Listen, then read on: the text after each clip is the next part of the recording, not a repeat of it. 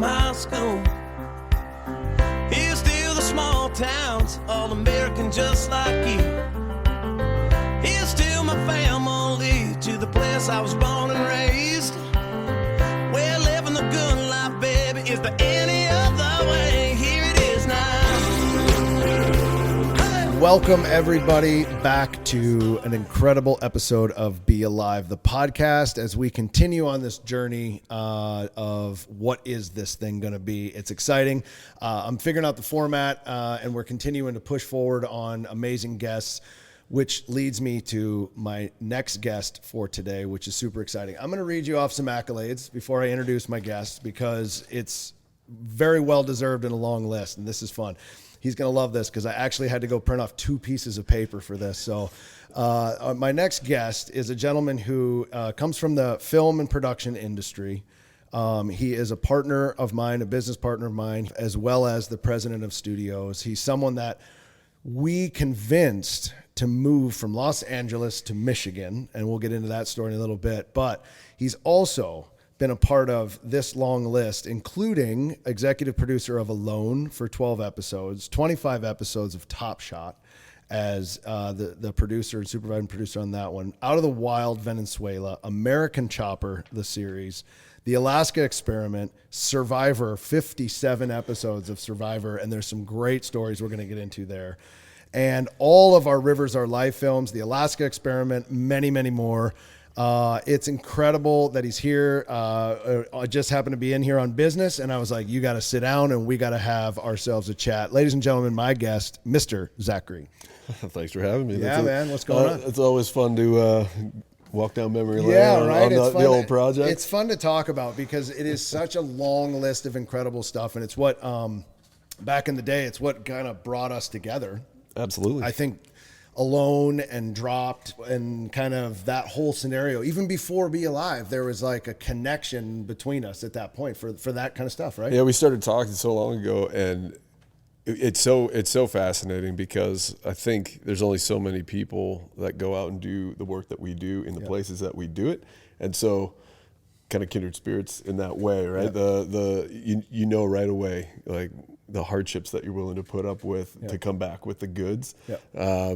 Not everybody does that. And so Dropped, Alone, The Alaska Experiment, Out of the Wild, all those shows, we've spent years traveling the globe in harsh places, and just knowing that you love it, knowing that I love it, so already like that connection for the effort is there. Exactly. And you're doing so I just get to be the idiot and the guy that's out there that they're filming and hoping gets attacked by a bear, but you're running an entire crew, and you're like, when you're on things like that in the remote wilderness, there's a lot going on. And I don't know that people understand the back end of it a little bit on that side, but just before we get too deep into it, I'd love to hear just like that situation there and running something like that on say, let's Alone. Sure. That's a system in itself. Yeah. So look, that show, one of the proudest, I'm most proud of that project, I would say, from my past history. It's going into its 12th season. Yeah. I was the EP on 7 of the seasons. It's an amazing thing, and it runs like its own business, right? Yeah. It has a multi-million-dollar budget, and as the EP, as the executive producer, it's my job to oversee all elements of the production, everything from the early stage development, to casting, to the budgeting, the safety, the creative, the cinematography, the production of it in the field, and the logistics that go into that, and then through the edit, and then the delivery to the network. So certainly not a one-man band, right? It's a crew, right? It's a crew. It's a massive team effort. And so you sort of, if you think about it in those terms, you got your coach and your players. Yeah. There's experts in every one of those departments. Yeah. There are HODs, heads of department for each one of those, and then they have their own teams. And so you rely on your experts for each one of those, right? I know enough to be dangerous in each one of those. Yeah. But I know enough to know that I need an expert, smarter people around me, right, to execute. Yeah. But you have to be able to tie all those things together and do it in a place, right? Mongolia, the Arctic, Argentina, Vancouver Island, in British Columbia. Like these are all really incredible places, but harsh. And to go in there and put the systems in place necessary to keep everybody safe, both cast and crew, and come out with something that is a great story, entertaining, educational, and that becomes a franchise. I mean, it's a special thing, and it's a really special team that puts it together. It is, and that one's super interesting too, because the contestants are filming themselves in some aspects. So you're at the mercy of like, do I have someone that can not only survive, but they also have to film themselves, capture the stuff. And I know there's a bit of producing in there as you get to certain segments and as you're able to kind of check on them and things of that like that. But I mean, that's another element that's been added of like, well, you never ran a camera. Here's how you work it. Good luck. I hope you survive. Like that's another thing that's pretty incredible. Well, in season 1 and season 2, the question was, is this actually going to work? Right? Because it had never been tried before. Les Stroud, right? And Survivor Man. I mean, he's the OG in all of it. Absolutely. Right? So, he was the OG, but he would do it for 7 days, and, it was a bit more controlled. Trying it with 10 people on a there's no end in sight, right? There's no time limit to the series, right? So it's unlimited. That was the test. And self-elimination and emergency tap outs and emergency evacuations. The question of, can we get enough content to create an entire series? And in season 1, 6 of the 10 participants dropped out within the first week. So there were 4 people left. So there's 4 people. You're like, so maybe it isn't going to work. Correct. And everybody was sweating bullets. The network, and there's not enough credit in the world for the executives at the History Channel for taking a shot on this, right? And because nobody tried it before, and it was completely untested. And then that happens, and they were wondering. And then, of course, it went 56 days, and we were able to squeeze 10 episodes. All the episodes you need in there. But it was amazing, and to rely on the cast, the participants, to film themselves and know that we're going to get enough content out of it. It completely changed the way we as storytellers approached a series like that. I completely had to retrain my brain. My team had to retrain their brains. The post-production team had to retrain brand new systems that had never been tried before. But not only that, the doctors, the psychologists, the staff doctors, staff psychologists are writing papers right now about the experience that the participants go through, because no one in history has ever recorded the experience like this. The mental side of it, and the physicality, the physical struggles that these people go through, and come out the other end. Truly, outside of maybe some prison studies and some old papers from the OG, survivalists and adventurers, right? Early time Shackleton. But piecing it together, but to see it in real time like this has been amazing. Well, I can say the longest that I've done is 62 days. However, total caveat to that, I had 4 days in between that I got to shower and get something to eat and then go back in for another 30 days. And I can tell you that I'll probably never do it again, just based on, and I had a break. I mean, I was 100%, and I'm not alone, but first off, I've got my brother and the crew, and we get to talk, and it's a different ballgame. I would say, people ask me all the time, when you go in to do something like that, what do you train? It's like, it really is mental. I mean, I would say in my experience, 80% mental, 20% physical. That's what I would say. Is that a fair assessment? Absolutely. Those are the exact numbers I would use. And I think what we found is that day 21, being alone is when that true switch happens, because you're working on your food, fire, water, shelter, right? And that's winter, that's crazy. It is exactly. I can remember like 5 day 21s. Absolutely, I know exactly where I'm where I was at. And in this particular series, winter's always coming, right? Like the ticking time clock that we purposely put them in fall, so that they're racing against the clock. It gives them a mission, but they're finding wood resources for building and heat. They're processing, they're setting traps, they're finding fresh water, they're building their shelter to a point where they can survive an Arctic winter, right? I mean, it's got to be hardy. So in that first 21 to 30 days, that's what their mission is, and they can distract themselves, right? When you're all of us have a way to distract ourselves Yeah. in today's society. Books, phones, swiping, swipe, left swipe, and swipe. right. Yeah. You know, people, conversations. You can distract yourselves.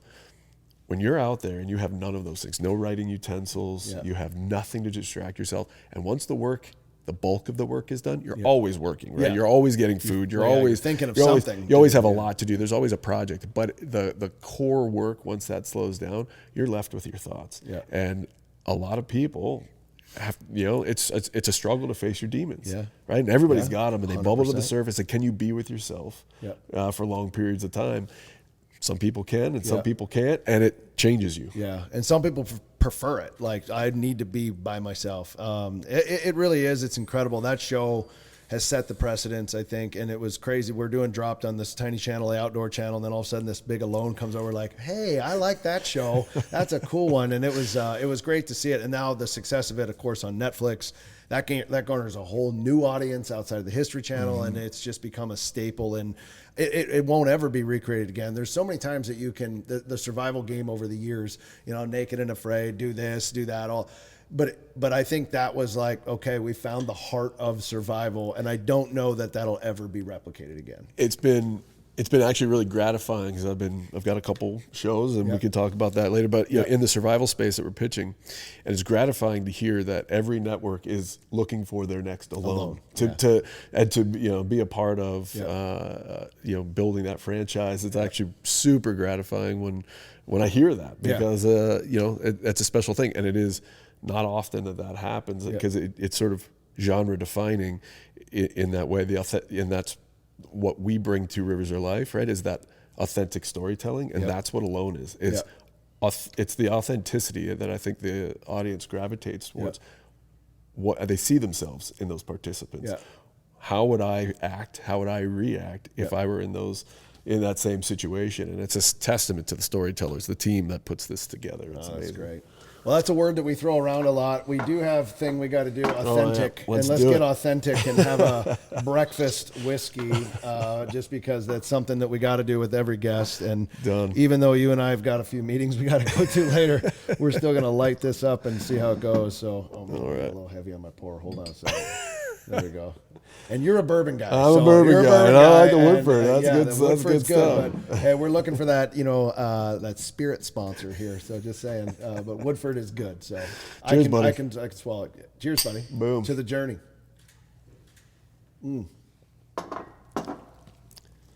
That is pretty good. Yep. Goes Yeah, down that well. is pretty good. Hey. Wow. I do like a good bourbon. Oh. It's a good way to start the day. We do have some Busch Light sitting there, but I don't know if we're going to make it to lunch if we do that. Wow. Okay, good. Well, look, we can go down this road of all these stories, and I can't wait to get into it. But I do want to back up, because I feel like in order for us to know where we're going, where you're going, let's find out where you've been for a second, because you've had a hell of a BeAlive journey. I've known you since about 2014, I want to say, is when we first talked. Mm-hmm. We were in the middle of the Drop stuff, and we talked about some things there in 2014. So we were going on 10 years of working together in some capacity, on and off for a little bit, and then kind of diving in. We'll get into that. But let's back up for a second, because I think your story is so interesting on how you got into this field. I get that question, how do you become this? I don't know. Just over time, this is what's happened. But you have such an interesting story. You're from the East Coast, Connecticut, right? Tell us a little bit. Tell our audience that's listening what you were studying and what happened. I love this story, and I think it's just worth telling on where you came from on that side of things. I get that question all the time too. How do you get into it? And the industry today is not the industry it was when I started. Right? It's 20 plus years now. And the non-scripted industry was in its infancy back then. It's a juggernaut now, right? It's a staple. It's what keeps the lights on at every network. That was not the case when I got into it. And I grew up, like you said, I grew up in Connecticut. I played every sport under the sun. None of them were outdoor adventure things, right? I skied, I hiked a little bit. I didn't get into that until I got into college. And it was there. I went to school in the Adirondacks in New York, and all of a sudden I was exposed to everything: whitewater rafting, fishing, climbing, backcountry, ice climbing, skiing, all these things that, rock climbing, that I just absolutely fell in love with. And I threw myself into it. Yeah. At every turn, it was everything I could do to do, things in the outdoors, and my passion for it was ignited. Anything you could find. Like, I was that way as well. Like, it was literally like, what could I do today that would just get me outside? And I wasn't good at half of them, but I loved it. Yeah. Like, I was like, I'm trying it. I'm doing it. I'm Absolutely. in it. Like, whatever it was. There was a kindred spirit you felt for the outdoors. Yeah. And so that community was so strong. It was so palpable, and it was so welcoming. And, I became part of a guide program in school. And I mean, it didn't matter whether we were snowshoeing or backcountry skiing or climbing or just doing, whatever it was. We just were always doing it. And the school I went to is called St. Lawrence University, and they have an amazing abroad program. Yep. Every continent, lots of countries, 60 programs or something like that.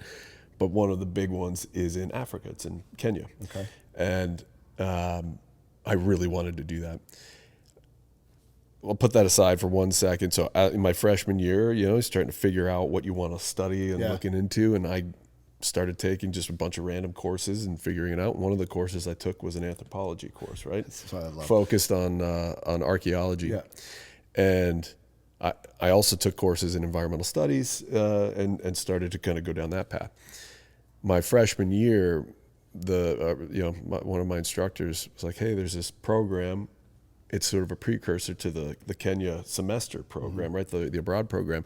I take 4 seniors for the summer, and we go and we do a dig, in southern Kenya on the border of Tanzania. And one of the seniors dropped out at the last minute. Oh, so you got so it. I got in. Isn't it amazing how that works? Yeah. Life altering moments like that. Like, had Changed. that senior not, like, and then, you know what I mean? It's incredible how you guys get on a path. It's funny. It's like I got goosebumps thinking about it. because Like it literally is one of path. those I got this opportunity that nobody, certainly at that age, at the school at the time, got. And so I got to go. So I did a 2-month dig. It was 40 days or something like that in the backcountry, in the desert. Living on the Maasai land and doing an actual archaeological dig, and I was hooked. Yeah. So from that moment on, I was like, "Yep, that's my I'm degree. digging. I'm going to be an archaeologist." I'm like Indiana Jones, like that is my it's Full funny. on. People say it. I'm like, "Yep, that was one of my favorite movies Yeah, growing up." mine Like, too, man. Mine too, 100%. The adventure of it, and I fell in love with Kenya, and so that was just always going to be a thing. So. Cut to a couple of years later, I've got, I'm working towards a dual degree, one in environmental studies and one in archaeology, anthropology. And come my, junior year, went to the Kenya program. So there, I'm living with tribes, living with, I'm terrible at languages, but I was at one point bilingual, and Swahili was the second language. How much time you were spending there and what you were doing. Absolutely. And living with tribes, I was living, in farming communities, hunter-gatherers, like the Hadza in Tanzania. I designed an independent study and traveled up the coast, with one other guy in the program, in these little vans, they call them matatus. And we designed this independent study that actually got used on the environmental impact of tourism. It got used by Parliament to lobby for funds. Oh my God. I mean, it's just like all these crazy things That's happen while I was there. incredible.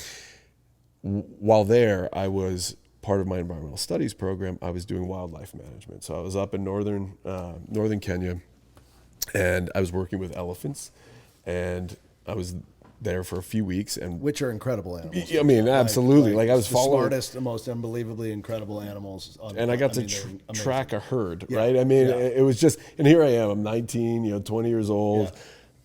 Just, I couldn't believe the life. Wide-eyed, Right? just ready for adventure. Just here we go. And you I find yourself in Kenya on a dig. And you're willing to do anything and everything. So Yeah. it was like half archaeology, half environmental studies, half sort of cultural immersion, or not half and half, third, and third, I guess.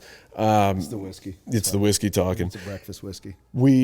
So the long story is that the person I was working with, the representative that was sort of managing my stay there, said, "Hey, there's a crew coming in from National Geographic, and I want you to take them around with the herd that you're studying." Yep.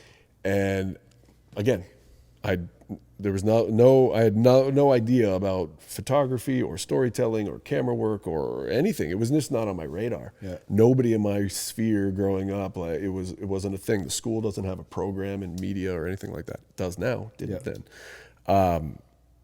Once I spent a week with them, I was hooked. I was done. They're documenting things. Documenting things. They're living this life. They're telling me stories about traveling the world and having all these adventures. Yeah. And they weren't much older than me, right? They were in their mid-20s. Yeah. There's, the leader, handful of older. And I'm like, that's what I'm going to do with my life. Right then and there in that week, I knew that's what I was going to do. You had a lot of life-altering shifts. Yeah. You're like, I'm in, I'm going to be an architect, to like literally, and you're like, now I'm in and I'm going to be that. And because it's like stacking on top of each other. Yeah. And so I lived in Kenya for about a year, total. Yeah. I got back, finished my degrees, decided to finish out school with those 2 degrees, but I immediately graduated and tried to get a job in the television space. I knew one person, and it was in the ad sales at CBS. Okay. So suit and tie, right? Cubicle. I went from You went from chasing things at elephants in Kenya and around there too. To live working in Manhattan in Midtown in a cubicle in a in a skyscraper, wearing a suit and tie and being clean shaven. And I was lucky to get that job. I was very fortunate. I didn't enjoy it. Yeah. I was in Manhattan for September 11th. Oh, wow. So that's a whole separate story. But it made me realize I had been there about a year. And it made me realize that if we were going to be wiped off the map, I may as well be doing something that I like. It's life altering. And one of the shows that I sold for was Survivor. That was one of the shows that I, would sell. Survivor season 1. It was season 3. Season 3. Yeah, Okay. Season 3. So early days, right? Early days. Like this is like when people were gathering around their TV and listen, they still do. I'm not taking anything away because it's still running, right? 50. But 50 unbelievable. Seasons. But that was, that shook television at the time. So season 1, right? It was a summer series. Yep. Mark Burnett. I've known him for years and years now, but he was the one who brought that, to the U.S. audiences and CBS, right? They took a huge chance. But so season 3 was in Kenya.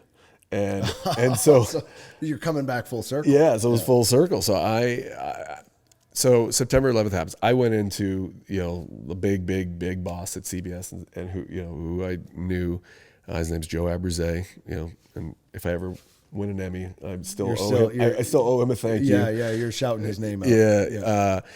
He got it. He was like, I get it. I appreciate the candor. So he actually sent my resume over to Burnett's office. I knew nobody. Yeah. I was naive to think that the business side of television connected regularly with the creative side of television, and they don't. Yeah. 1 or 2 people does. Joe was one of those people that could.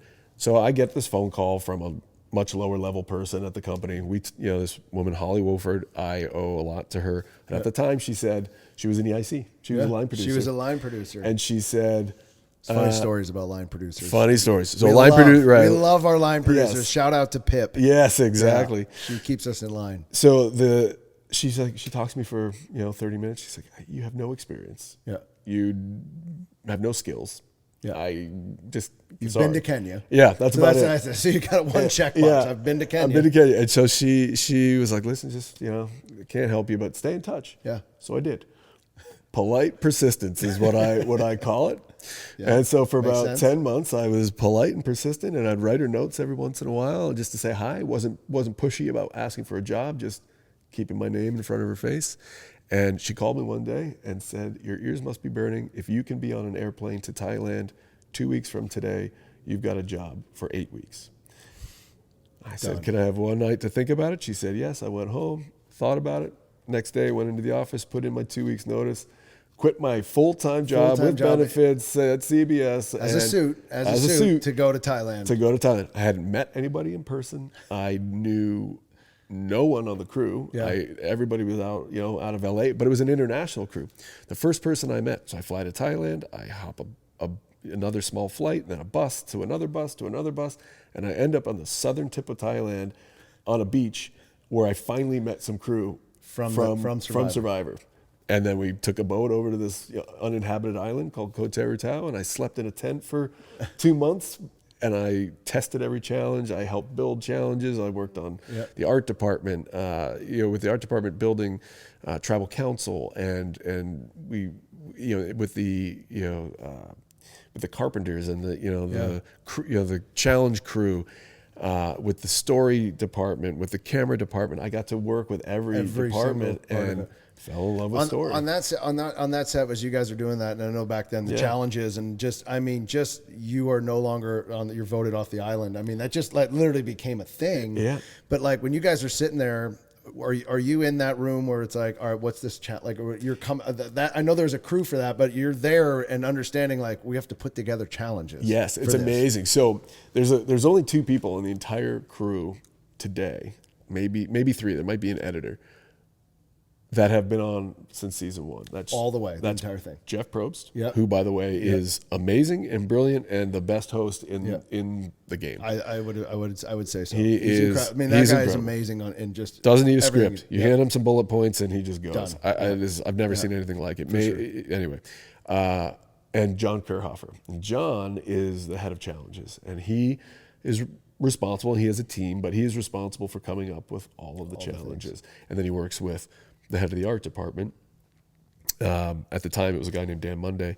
They would dream up the challenges, but they would get input from everybody, right? Like, what do you think? If you've got a challenge idea, bring it to us. So I'm like this, 20-something kid. Like, I got a challenge. Yeah, here's the challenge. Can you make it through? Well, they can't die, but let's test them. But that's what it is. So there's this team called the Dream Team, and it's still to this day a big thing on Survivor. And ultimately, they get body doubles for the cast. Okay. And so I was a dream teamer. That was my first job in television. Okay. And so all the aerials, when you see an aerial in the middle of a challenge, it's not the actual. It's the dream team. It's the dream team, right? Second unit.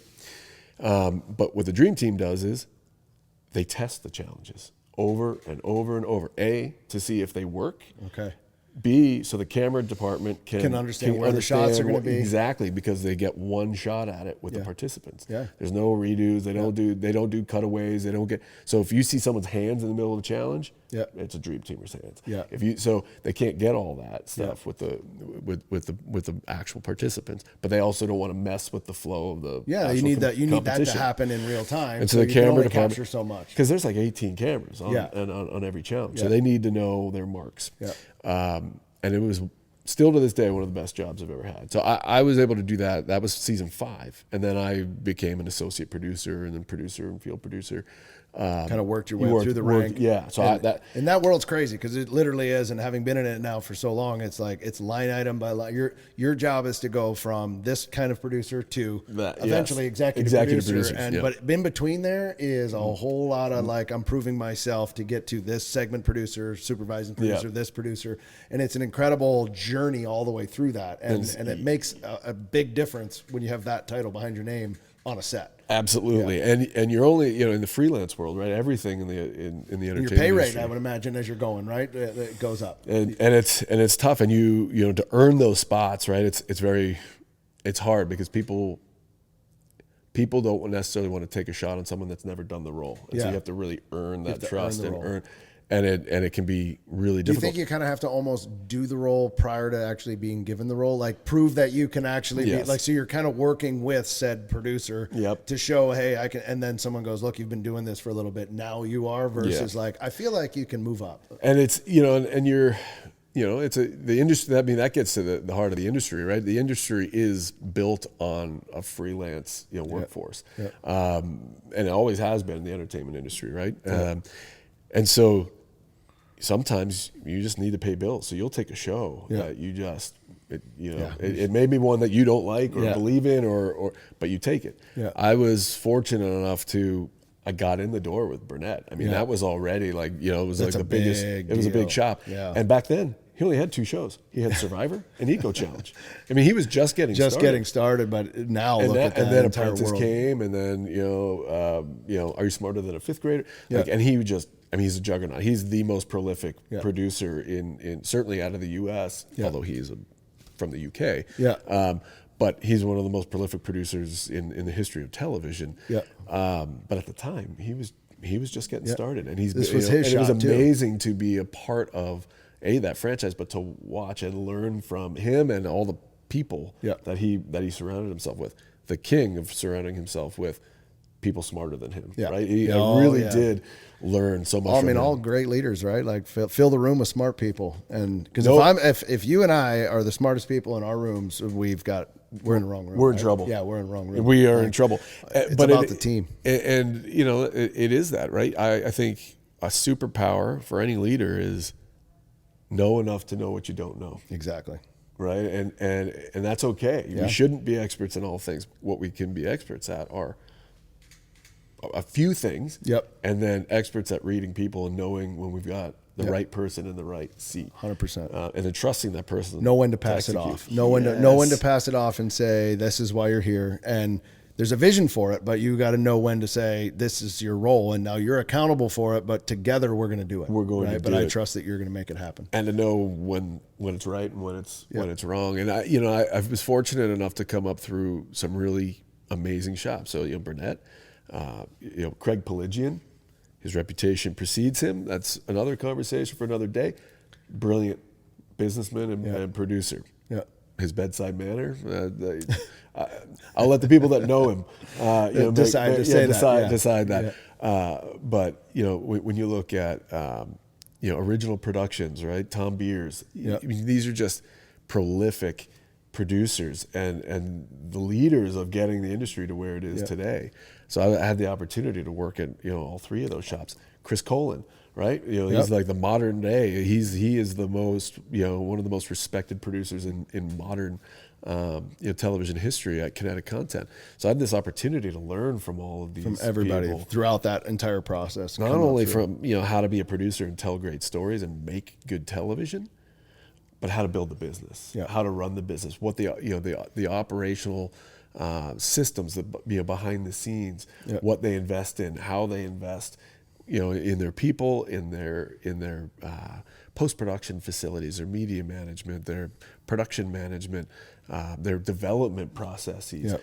It's been an amazing journey, from those early days to where we are today, where I am today, and cut to here I am executive producing alone, right? I the pinnacle of my career was you've made it to that point. Creating and executive producing and helping to define this franchise, right? It's in 80 countries or something like that. Right? Talk about juggernaut. It's a juggernaut. It's a juggernaut. It's got it's been franchised. There's original versions of it in I don't know how many countries, different languages, everywhere. Yes, and it's spectacular to see.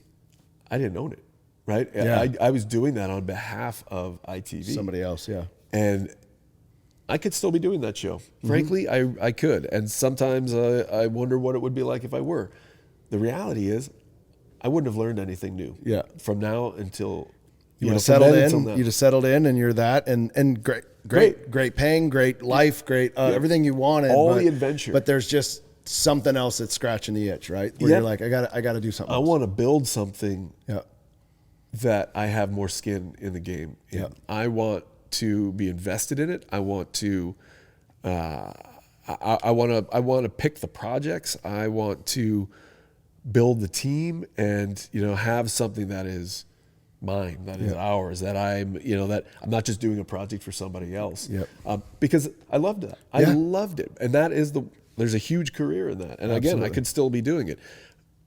But I think this, it was the next evolution of it, and learning from all of those people that we just talked about, and saying, okay, I'm going to take the best of what I learned from them and combine it into hopefully doing what. And the industry has changed dramatically. Oh yeah. So when we first started, I got what do you do for a living?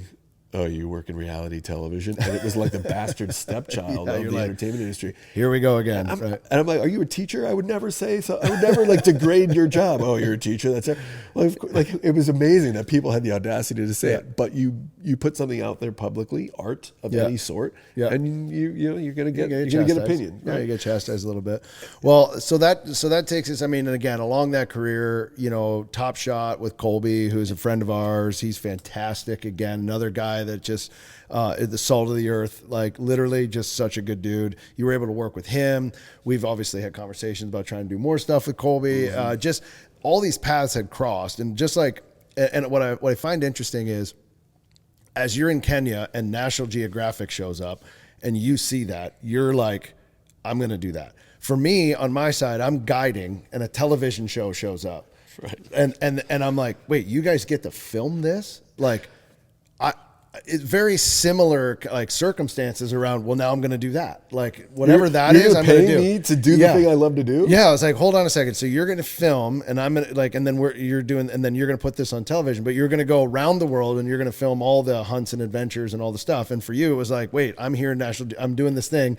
You're filming these elephants. And now you're going to say and then, so it's kind of like, there's two things that like, in our careers, probably right around the same time, honestly, that was like, hey, we're going to change paths, which ultimately led us to 2014. And we actually called we had a conversation. I can still remember being at the old building having the conversation, because I think at the time we were looking for somebody for Rusted Rooster, which is a previous production house that BeAlive now owns. And it was one of those things where we were looking for a president of studio. And you were in that crossroads of like what we just talked about, do I stay here and just crush Alone forever, or I'm looking for that next project. I think you went on to do another season of Alone, or 2 seasons of Alone. Mm-hmm. We went on, and I think that was perfect. The timing wasn't right. I think we would have different paths if that was the timing at that point. I feel like now fast forward 2 years later, and BeAlive comes about. And I think because you've been in it with me since the very, very, very beginning, to be able to tell the story of BeAlive as it was meant, for people to understand where we are today. I don't know that we've ever talked about it publicly, like to really say, hey, this is what we started out to do. And you came in, we were able to get you to Midland. We raised the seed round dollar, and we were, hey, this is going to be something we're going to build together. And we set out to build a network. Because and this is the crazy part, you think about it, 2016, Netflix wasn't Netflix at that time. I mean, it wasn't the juggernaut it is today in 2016. It was like, there's nobody doing this in the outdoor space. It was almost like it was separated. It was like there was a few of them, but there wasn't the big ones that are out there today. They didn't exist. They didn't exist. I mean, the intention was to create a digital network devoted to outdoor adventure. Yes.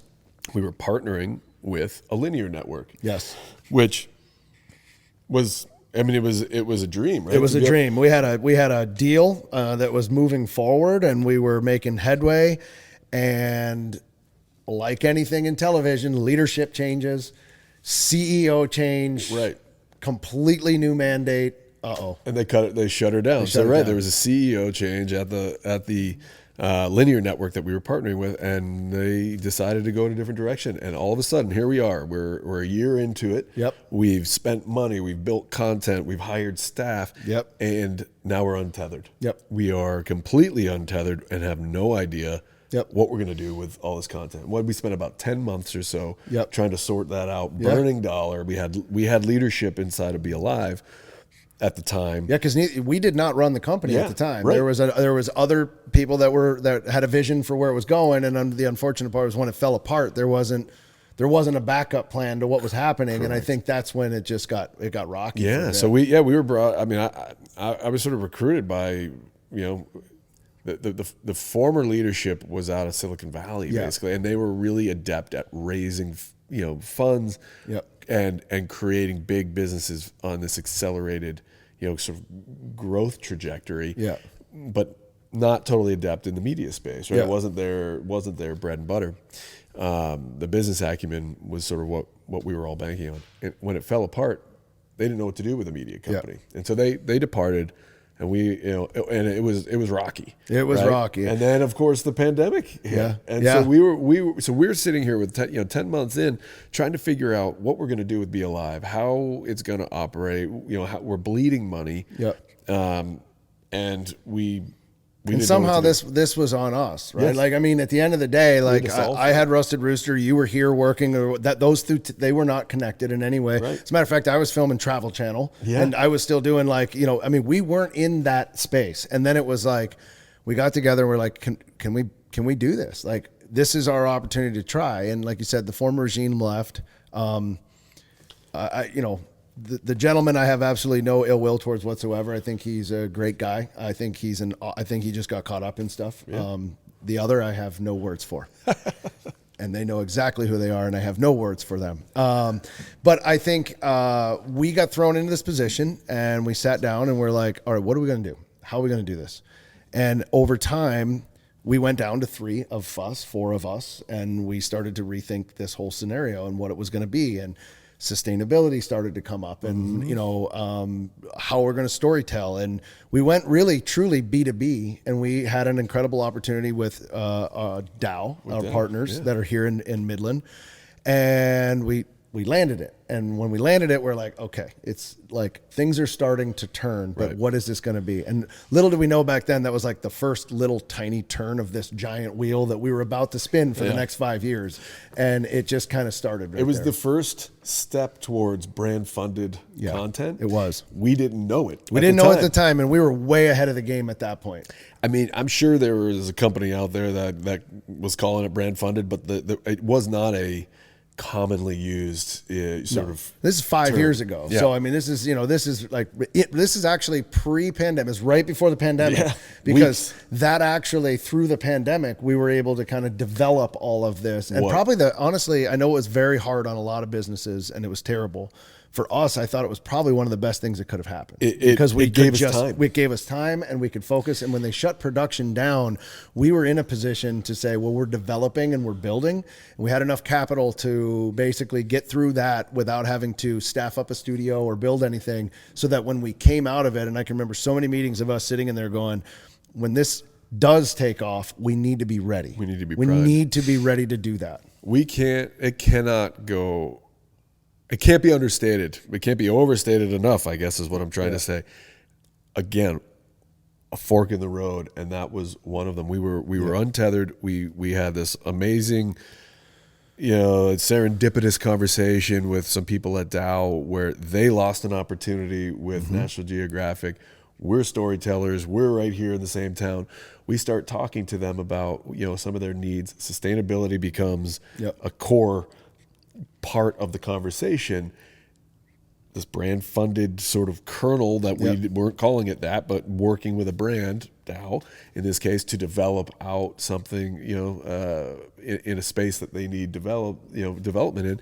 You're right. We signed a contract with them, and 3 weeks later, March, the world shut down. And all of a sudden, we find ourselves with a contract that's signed, funding coming in, and now there's an army of freelance production people that are at our fingertips, where it would have been much harder to get access to people at the level that we ended up getting, right? The Mateos of the world, these people that are prolific storytellers in their space, and they need jobs. And so we had one, and we were one of the few places that had work to. We were open. It was weird. We were like, is this going to last? We're open for business, stronger than we ever were in the middle of COVID. And sustainability didn't feel weird to us, because I think we both come from a place where we love protecting the places we play. I mean, it wasn't like, well, we're taking a completely right turn and we're going to go talk about something we don't know. When we say sustainability, we're talking about conservation. We're talking about earth. We're talking about protecting national parks, forests, rivers. Like all of that was very on our radar of second nature. Yeah, part of the pun. Second nature. Like it's our first love, right? Is those things. And so it was weird for me all these years later, 20 years later, to come back and go, oh, I have a degree. I was just going to say, so you have this degree in environmental studies, and now you're coming back and saying, wait, now I'm telling environmental stories. Right? And to take what I've learned over all these years in all the mainstream space and the television space, and to apply it to, and again, we didn't know what we were building exactly at the beginning of the Rivers Are Life journey, right? But we knew what we wanted to tell stories. We wanted to tell stories about people that are protecting the planet. Tell it in an entertaining way, in a character-driven way, and it's the evolution of it has been spectacular. Coming out of COVID, we had a plan. We knew what the platform is today, what Rivers Are Life is. is what we dreamed up back then. So to get if you're listening, BeAlive has the BeAlive brand, and then we also have Rivers Are Life. And what Zach's referring to, if you go to riversareLife.com, that's basically, it's one of our businesses, one of our companies now, which it's over the years evolved into its own entity, its own brand, its own team. We've got an entire group on the brand side. We've got Zach oversees a group on the studio side who is telling incredible stories. And this entire brand is focused on basically protecting the world's waterways, inspiring people to take action, right? To say, let's, whether it's fishing, hunting, rowing, kayaking, or just, cleaning up the rivers, we need them. And it's so important. And we can get into a little bit of that, but there was a stat one time that Zach and I were sitting around this conference table, and there was a very, very high-powered individual from a company that was sitting at the table, and she said, well, there's 10 rivers in the world and she gave a stat. And the 10 rivers thing, I think we both looked at each other and we're like, what? Wait, say that again? And that's what kicked off kind of our no one's ever said the river thing. Right. It's always about the oceans. It's not about, so we kind of started talking about if the oceans are the heartbeat, the rivers are the arteries. Right. And if they're clogged, then the ocean's going to not be good and the heart's going to fail.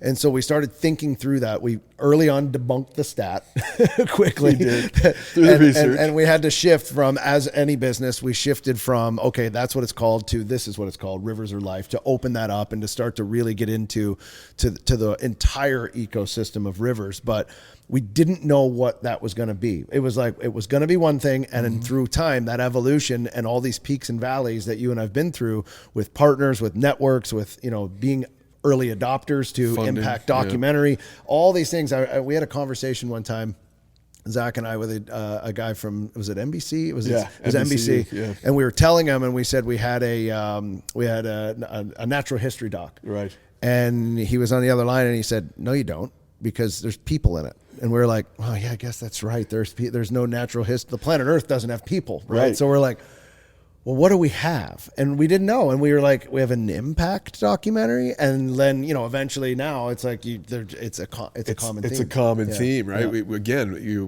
We were on the leading edge of that. It was not something that was commonly talked about. There were impact documentaries that just weren't necessarily coined that. Not that we coined it. I'm sure.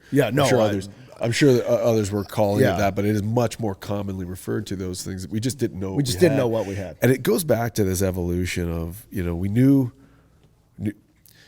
as a company what we stand for, right? And we knew that mainstream television and sort of digital content they were running parallel to each other, but they were parallel, started parallel, but then started veering towards each other, and they've collided. Yeah, that hadn't totally happened 5 years ago. No. It's happened a lot more. I would say in the last 2 years, it's really it sort of imploded on itself. Yeah, and we have a foot firmly planted in each space.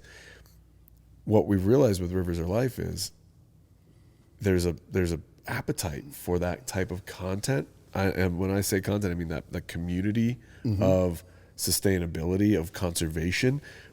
Everybody, it's important to everybody. And you said it earlier. We are doing for rivers what has already been done for oceans. Yeah. And rivers are equally as important to life on this planet. And some might argue even more so. Yep. Given that historically, the human race has relied on rivers for everything, right? For food, transportation, for drinking water, for agriculture. It's amazing, the wildlife component. And that's the natural history component of it. And to your point, when you add people and wildlife and tech and solutions, all of a sudden it's not one type. Yeah, it's not one genre of storytelling. It becomes multiples. And what is that?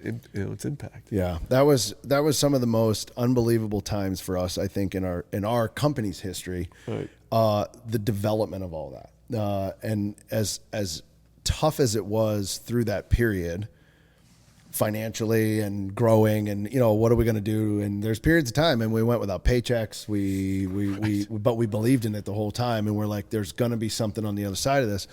And I think that's a lot about entrepreneurship and what it's about. Like, you have to be prepared to go in and say, okay, this is going to be really, really bad. But it's on me to fix, and it's on my team, and you work together when you have a team of individuals, which we've been very fortunate to have over the years, that believe in it as well, and you have a certain why factor to why you do it, and they're like, I can get along with that, then everybody's willing to go in the right direction. Yeah, there's some quotes that I've heard recently about, being an entrepreneur, and never have I thought that it was more true, right?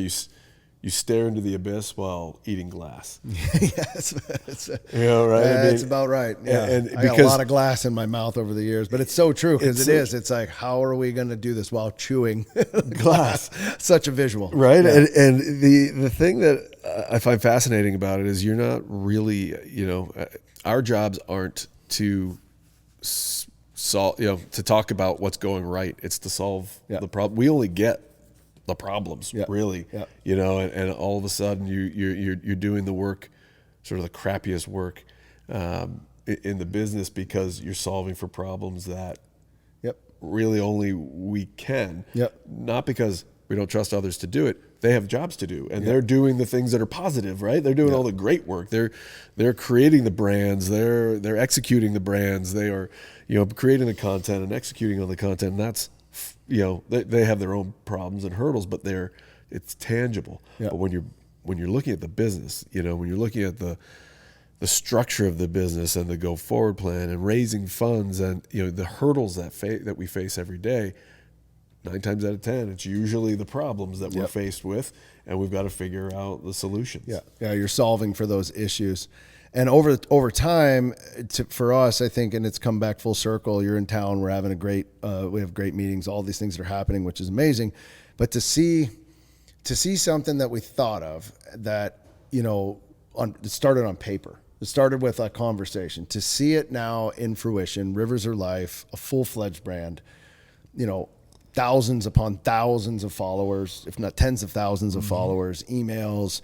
And then to see the change that it's made, like that to me is what I'm most proud about. Our partners that are involved, to see the River Heroes and to have conversations with them, and to see that storytelling has changed their lives. That's exciting to me, and like that's the stuff that when I lay down at night, I'm very proud of. And I think you're the same way. I mean, we've seen some of our River Heroes that we've told stories on. River Heroes are individuals, communities that are really focused on doing great things, and they're boots on the ground. Without those people physically doing those things, we wouldn't have clean waterways or clean water or rivers or wildlife or any of this stuff. And so as we highlight them, to hear them, and we've had recently, we were at a NASCAR event together, we were able to kind of sit with some of them and talk with them, and they're getting funding, they're growing, they're getting awareness from just storytelling. And so it just comes back to what you and I've always said: stories have the power to change the world. And here we are telling stories about these incredible people who are now seeing that impact. Do you think that, is it the same for you? Same. I mean, so right. The idea is we're using our skill set to highlight people that are already doing the work, the physical work, to positively impact rivers. Right. These are stories of hope. This is a platform dedicated to what can be positively done to help our river system. There's so much doom and gloom in the world, and that's not what Rivers of Life is about. We're about highlighting the positivity. And these folks are doing all this work in their own silos, on a global basis, right? We've been on 5 continents in the past 18 months, filming stories about these individuals or individual organizations, the River Heroes, as you said. But now we're creating a network. We're creating a community where they can interact with one another. They can support, where through our partners, Dow, and our NGO partners, our education partners like LSU, we can offer help. We can offer assistance in the form of access to data, value in kind, hard goods, research. What are the things that these folks need? And they realize they have a support system. And that's what Rivers of Life truly is to enable more work to be done, to enable the River Heroes to grow their organizations, if possible, to make a greater impact. And that collective good has the best and biggest impact. And if our audience can therefore watch, be inspired to protect and explore, which are 3 tenets, right? our rivers and the natural world around them in any way, a small way or a big way, then that collective action creates even more impact, and the cycle continues. And that's the intention, and it is super gratifying. Hard work, not always, it's thankless at times, but it's what the intention is, and it's so pure. And it's amazing to think that we could take our experiences from our past in this industry and apply it to something that's actually doing some good in the world. Yeah, it is incredible. It's one of our greatest achievements to see it, again, from an idea to where it is throughout what it's been and how it's affected our company, because that also jump-started, the studio side of the business, which, you've been running now since that inception. And now, even more exciting, you're in Bozeman with it. First of all, I'm so jealous. We had a very long conversation about this when he moved the studio to Bozeman. I thought to myself, well, that's business trips timed perfectly. As a matter of fact, next week, I'm headed out to Bozeman for a great festival that we're doing out there and spend some time which is great. But you're out in Bozeman. You've got an incredible team at the studio. We've got the BeAlive brand. We're back in a bigger way. We're building and creating brands that inspire people to chase their passion. And we have Rivers Are Life, which is inspiring people to get out and change the waterways and just to see our businesses now. Like you and I were sitting at one point across from each other at a very empty table, staring at each other, twiddling our thumbs, trying to figure out what we were going to do. And how are we going to fill our days? Is there moments in that journey that stand out to you more than others? Like, is there any that you could even reflect back on and say, you know what, there was a pivotal moment, or God, do you remember this really sucky moment? There's a lot of them. I know. So is there anything that stands out to you? There are a couple. I remember sitting at the other building, the old building, and sitting in my office going, there's nothing to do. Yeah. There's literally nothing. That's such a good point. Right. Because there was days where we're like, I don't know what to do. I don't know what to do. Right. And to get that wheel grinding and starting, it pushing a boulder up a hill. I will say, talking to Diego at a party, at my house, and realizing Diego was, the former president of plastics at Dow. I didn't know him. I didn't know that was his job. Yeah. He asked me what I do for a living, and I told him, and I could see him kind of cock his head, and he was curious, and he said, well, how does one do this? Yeah, how does one do this? And when I told him, he said, I'm the president of plastics at Dow, and we just lost this huge deal with National Geographic. Our team should talk. And I went, okay, let's do this. We should. And all of a sudden, it was just an absolute, fork in the road. The other one I can remember is right before Christmas, we were supposed to get a signed agreement from Dow. It was in December, right? It was December 20 something. Yeah. And I was still living, we were still living here, and I was walking in the woods with my dog behind the house. It was cold, it was snowy. It was like December 1st or something, second, and everybody was going on holiday break. Dow was going on holiday break, and we were waiting for a signature from Dow that was it was hundreds of thousands of dollars. It was going to change our trajectory of the business at that point. It was going to change. It was a make or break. Yep. We were supposed to get it that day, and it didn't come. And you and I went, all right, well, we're going to go into Christmas with that hanging over our heads. Yep. And we came back from the holiday. And so the entire Christmas break, that entire couple of weeks, it was just, is this happening? Is it not happening? Is this over? Is it not over? And then we came back from the break, and they signed it, and sometime in January. Yeah. And, maybe we probably pushed that into February. Yeah. And that's when lockdown happened, right? Like 3 weeks later. It was like such a fork in the road. Yeah. And then all of a sudden that changed, they kept the lights on, and production companies all over the world were shuttering. They were closing their doors, and we were turning on lights. It was such a moment for us. It was an incredible moment. It was probably, I think it was the Christmas before that. There was a moment when the board and some of the investors, again, you and I were on the outside. Yeah. So we're learning in real time, and we were invested in the business, and we're learning in real time. And it was the day after Christmas, and I had one of the investor group called me and said, I need you here. And I'm like, it's December 26th. They're like, today. And I was like, okay. And they were like, you got to fix this. I'm like, I don't even know what happened. It's Christmas. What do you mean? And then it was like, well, you're going to fix this. And it was like, okay, I guess we're going to fix this. And then from there, it just kind of started into, what we just discussed. But I'll never forget that day, because, I've had a lot of Christmases since where I'm like, thank God I'm not sitting in that office again, Right. But yeah, I remember that. And Dow, if you're listening, you don't know that, but thanks. But you literally, look, we've earned every bit of it from this point forward. We've built so much with them, and they're incredible. And they've been, and look, you know what? People have problem maybe with the Red Diamond. I have none, because I have seen the inner workings of that company. We know the CEO personally. He's an incredible man. He has incredible insight. He cares about his people. Dow has done incredible things, not just for this community. And yeah, they've had some unintended consequences along the way. So has every 100-plus-year-old company that exists on the planet. You can't find one that hasn't.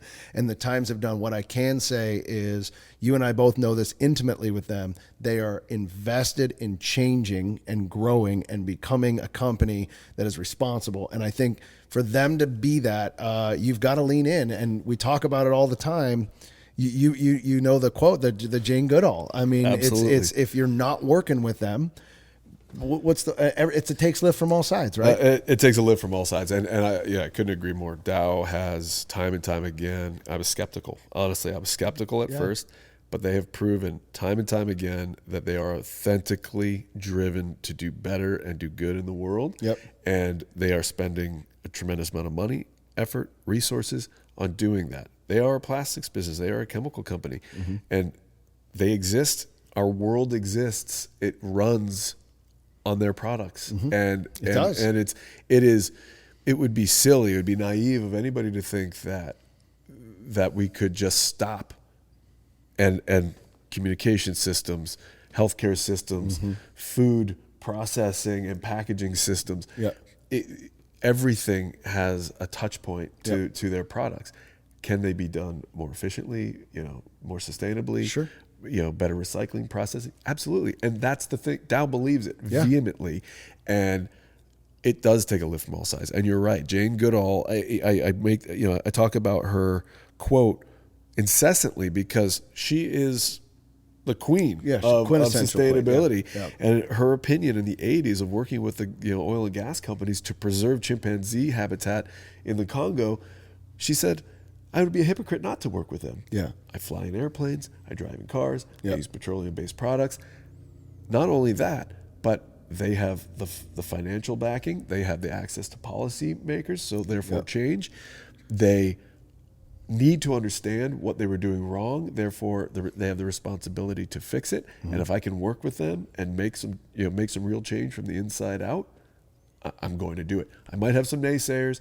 I might have some detractors along the way that don't totally understand or agree with that, but that's the belief. Mm-hmm. And if she is the shining beacon of what can be done and what can be accomplished, and it does take a lift from all sides. It takes government, it takes NGO, it takes industry, mm-hmm. and now it takes storytellers, because that's how the general audience, consumers, are aware of what's happening and who's doing what work and where. Yeah, I think that's a great point. Is our industry now is an integral role where, when we started the conversation and we're talking about ABC, NBC, there were 4 networks, 5 networks that controlled it all.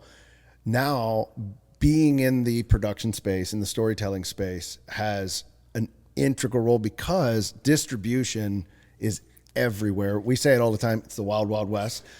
There's things that, used to be 100% exclusive, non-exclusive. We're getting the backgrounds of this is behind the scenes of the production industry and how it works, not just in, hunting television or, that stuff. We're talking about big shows that we continue to build, that you're continuing to build the studio and looking for the distribution to Apple, Netflix.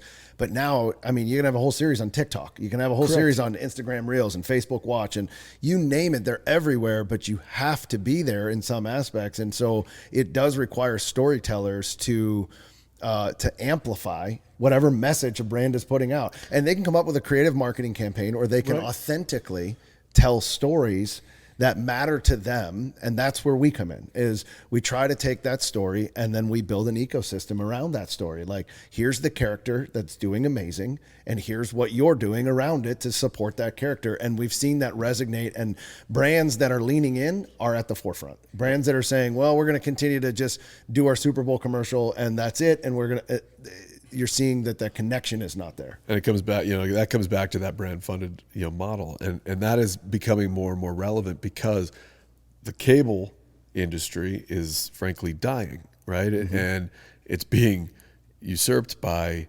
the streaming portion of the entertainment industry, which is fast approaching the old cable model. Yes, exactly. But brands that would advertise, within the cable sort of ecosystem are pulling those funds out, and now they still need to use those marketing dollars. And then these large brands all have ESG and conservation goals, long term, near term, and short term, and hence the conservation storytelling, right? Mm-hmm. And so we're leaning into that brand funded content model. But to your point, fast channel distribution, international, domestic, social. You've got television units themselves, Vizio, LG, Sony. Yeah, the physical form of television. They each have their own, content ecosystems. So there's so many more places to put it, but there's not a lot of dollar. Yeah. And so the brand funded element, right, is how do we become associated with a brand like Rivers Are Life that is doing good in the world? We also do good in the world. We want to support people doing good in the world. We create content.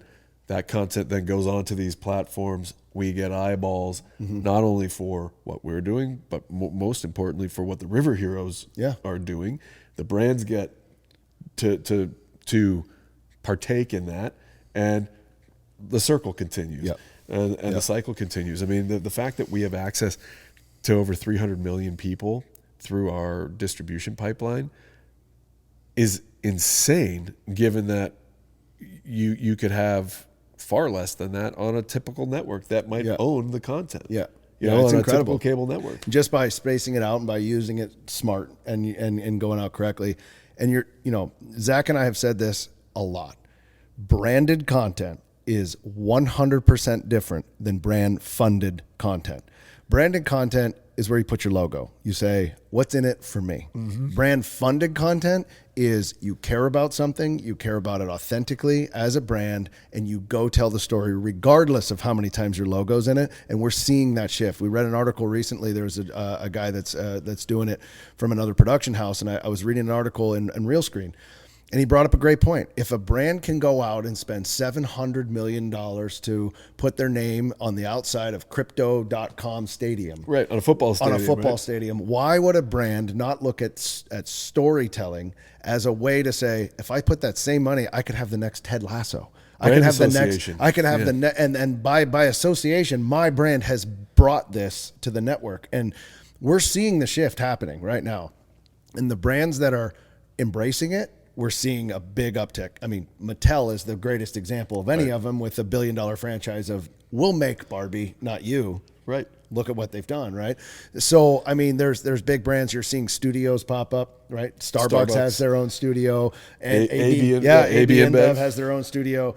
And as these people are setting up these studios, they're coming to storytellers and saying, "How do we do this? How do we do this?" And Chick-fil-A has their own streaming service. Exactly. I mean, it's unbelievable, and they're paying, cable rates, right, for the type of content. So it is really starting to pop up. Intel was a leader in that. Yeah. They've been supporting and content creation for years. They also have a multi-billion-dollar ad spend. Yeah. Right. So they it starts with these big brands that have the wherewithal to do it, have the need to do it. Yeah.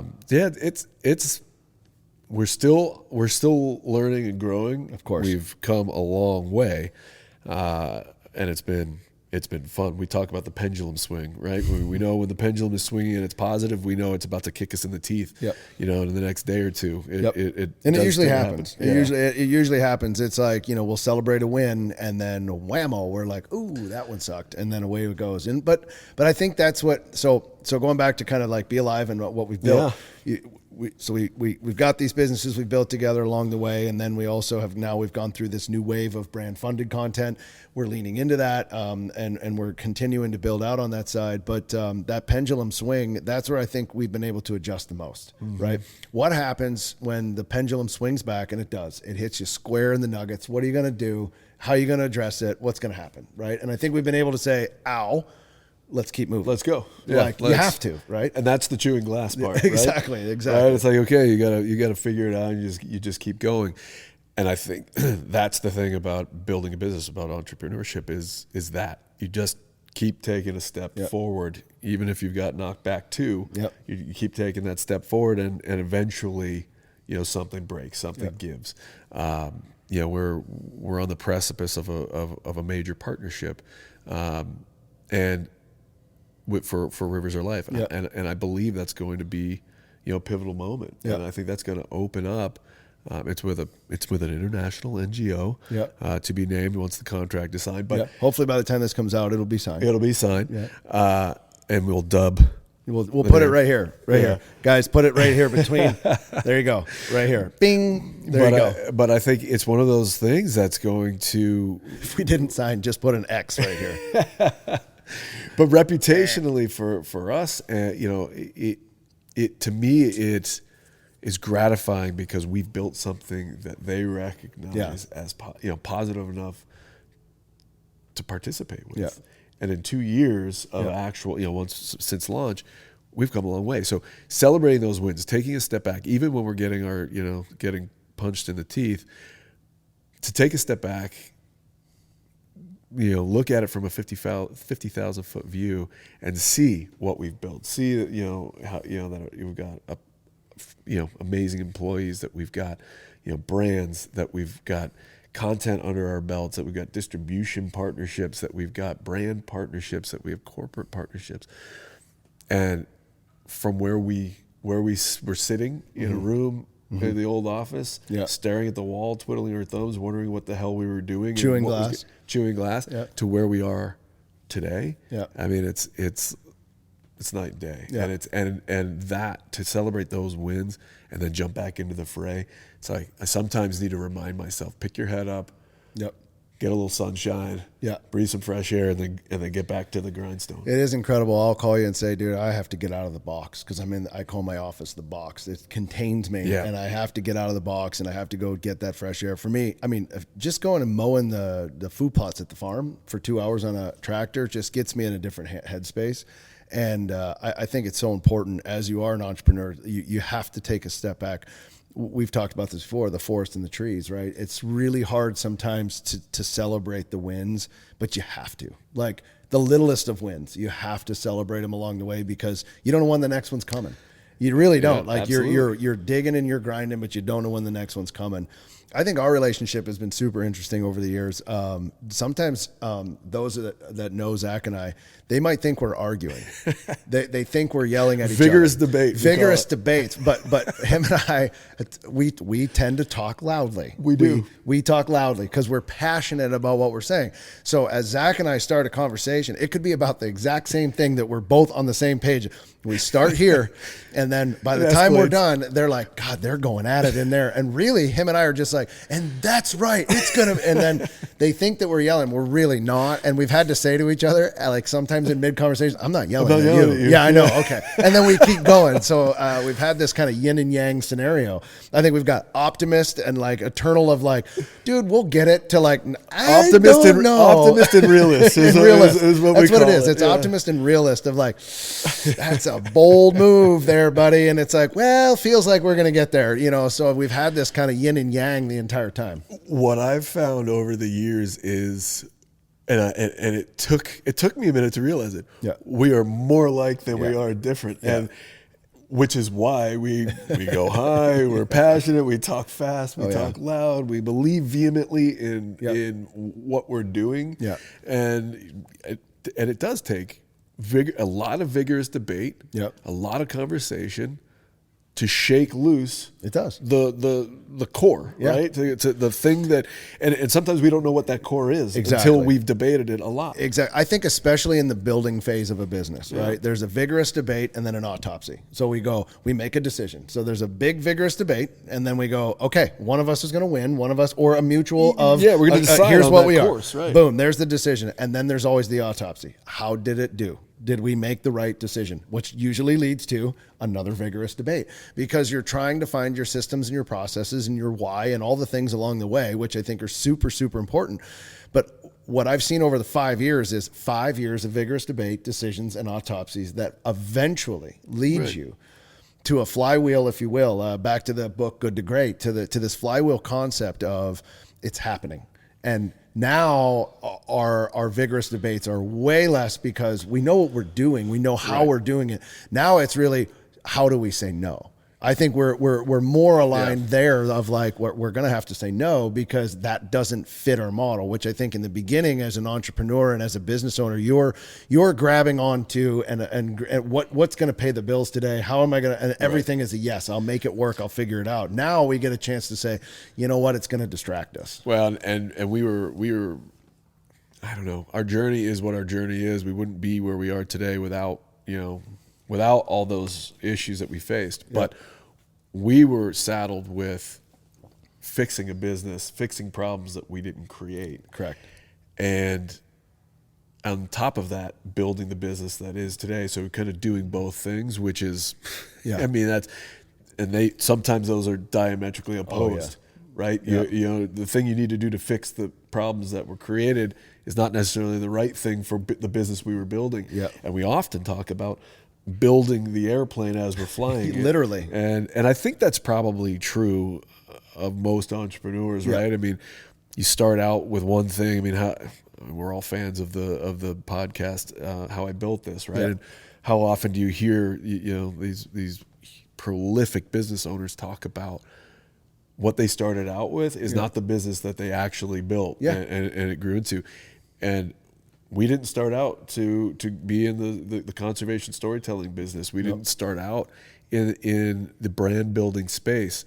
We evolved into that because A, we were following our passions, but B, recognizing opportunity and acting on it and and growing it and realizing that the industry, the environment in the content space is changing all around us.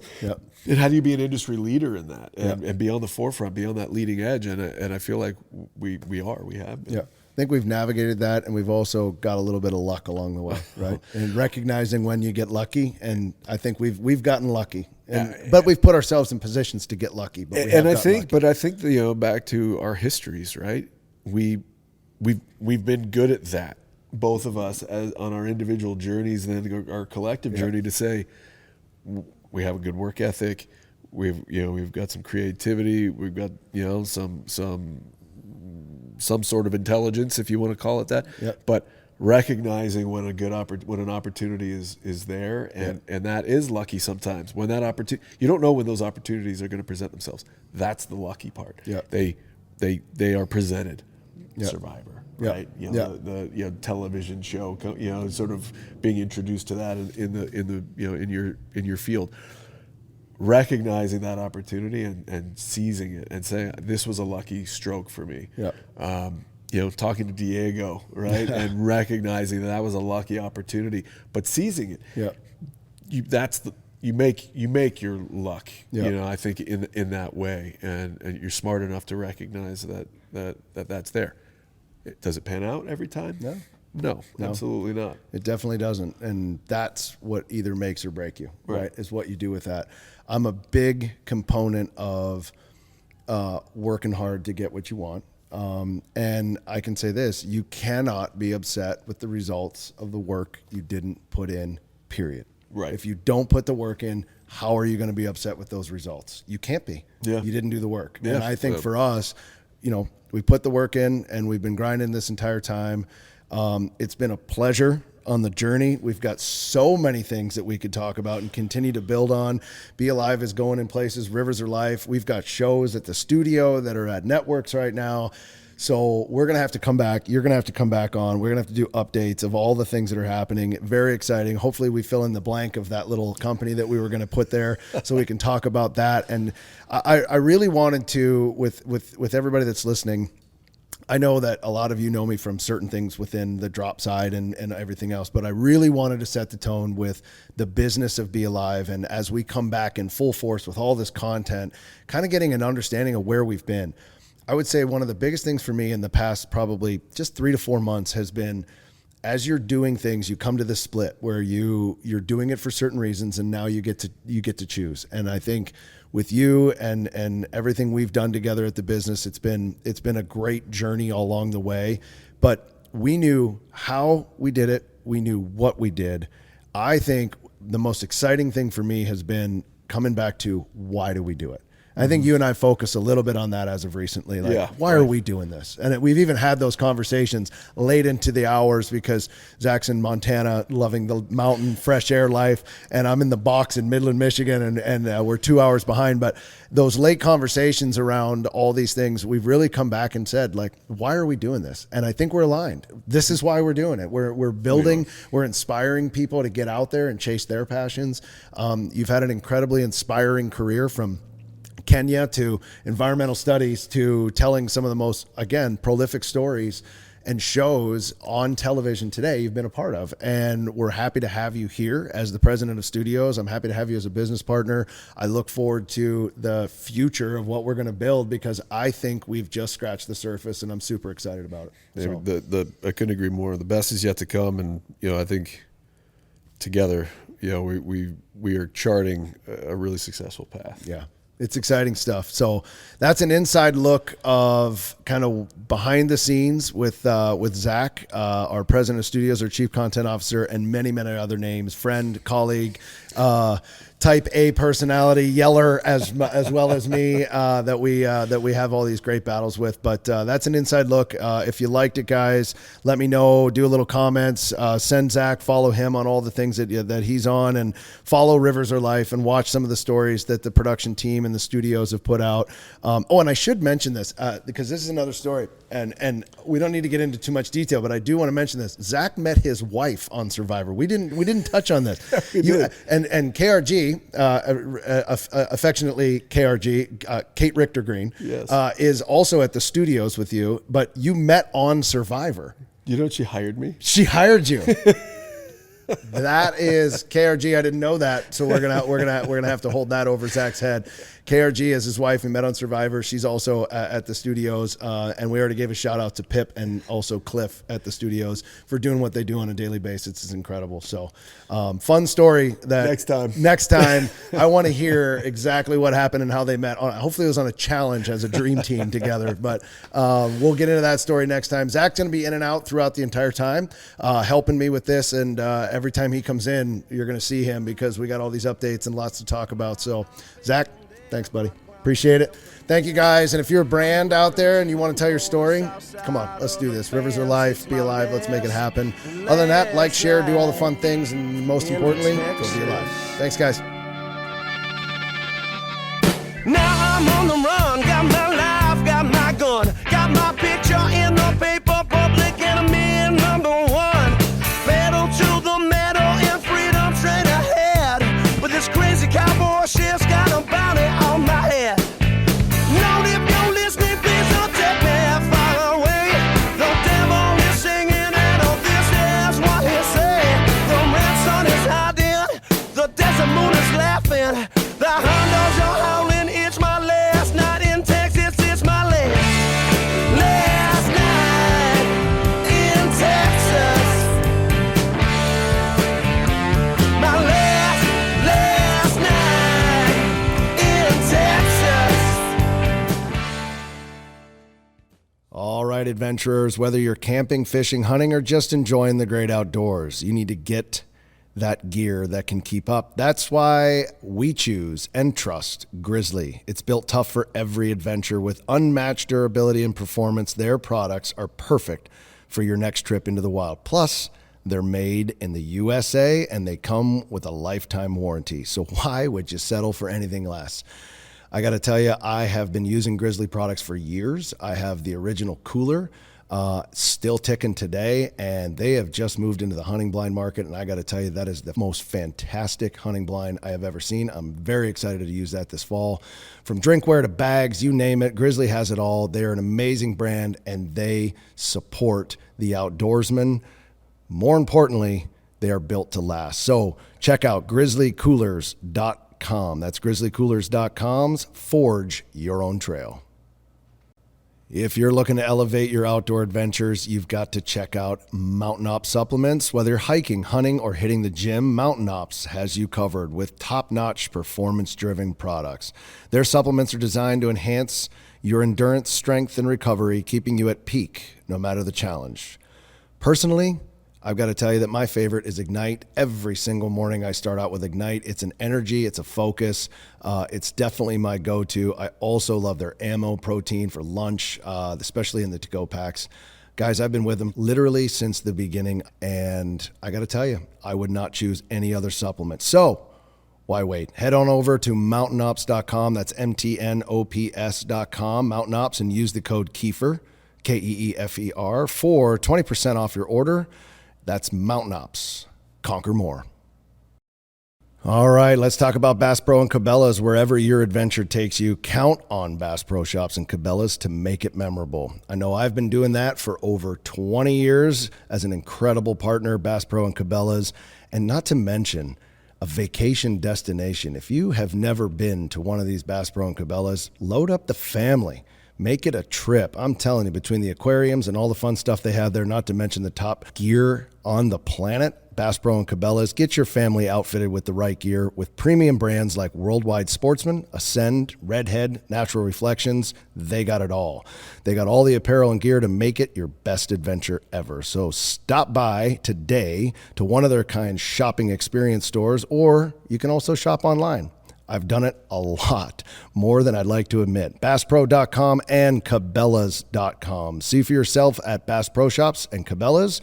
Your adventure starts here.